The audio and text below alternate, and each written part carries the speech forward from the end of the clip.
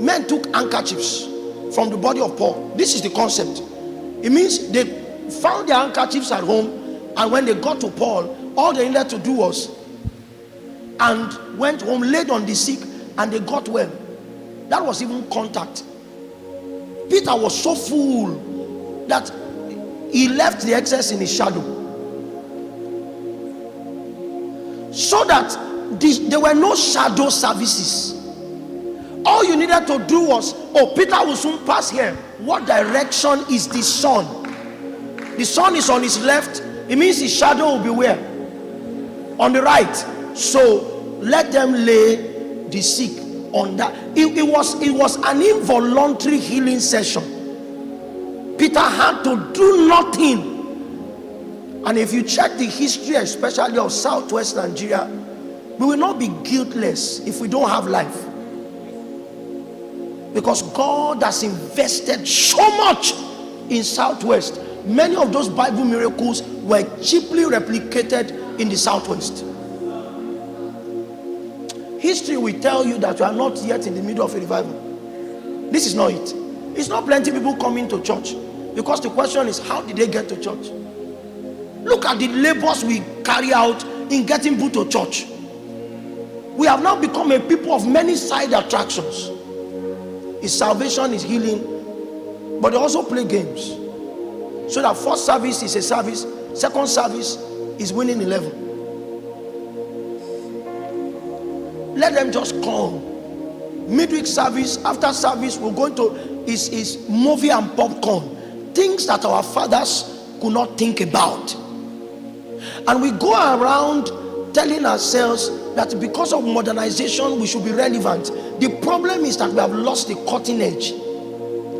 What attracted people to church was a life. We just learned fig leaves cannot become a garment if death has not happened to it. It means we need to keep inventing and inventing and inventing cover-up systems to keep people in church. For how long? We must come to a point where we admit that we are at the mercy of kings that walk freely on the land, and we must invite the king, because until the king arrives, you will not wear a crown. Are you with me? One of the feedbacks of his arrival is that he will install men. Tonight we will beckon on him not too long from now, and I trust that he will begin to wear crowns upon the heads of many amongst us. Oh Jesus.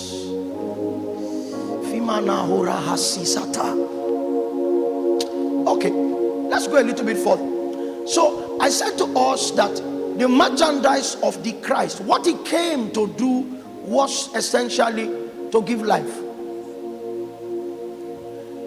You will find that in John chapter 17, as he approached unto the zenith of his earthly expression. Father, the hour has come.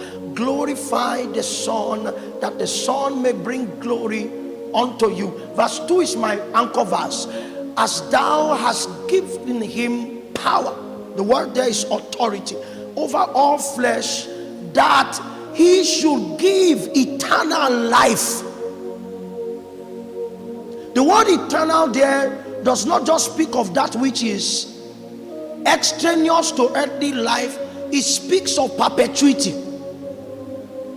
That what he gives and the realities of that which he gives can remain as long as life will remain. So it's not a giving that works on Sunday and is muted on Monday, and we need to wait for another program before we can come into it. It's life that is embodied, and the fruits of that life will be progressive.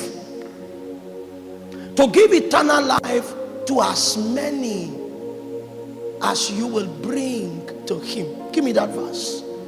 As many as thou hast assigned him. The proof of assignment is that you heard the gospel and that you were aided to acknowledge his lordship. So if everyone under the sound of my voice tonight is saved, what it means is that you were assigned to the Christ. And there are many things you may claim that you have.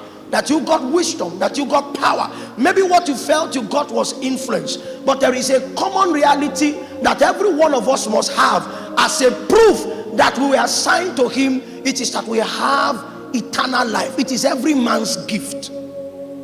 Are you with me? One of the reasons why it is every man's gift is so that God will not lack men in the day that death begins to walk on the land. So that in case he's not willing in the morning, there will be no